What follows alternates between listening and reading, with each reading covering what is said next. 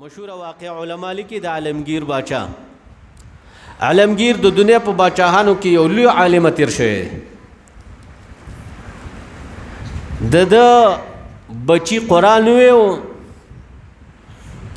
زوی قرآن وی یا لور قرآن ویو، نو عالم د خوشالولو لپاره د حدیث ویو چې د چا بچی قرآن ووی د الله پیغمبر فرمایلی دی د مور او پلار ته به د قیامت په ورځ د نور یو تاج ور په سر شي.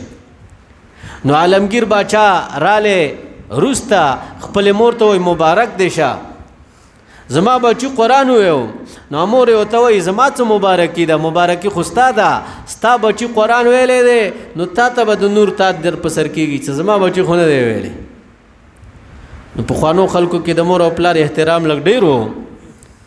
هغه باچا وایي چې زه په دې سوچ کې پرېوتلم چې دا مور خو مې خفه شوه، د هغه ورځ نه کېناستو قرآن یې شروع کړو د دې دپاره چې زما مور او پلار ته الله د نور یو تاج ور په سر کړي. دا خپل زمانه لوی عالم ګرځیدلی دی.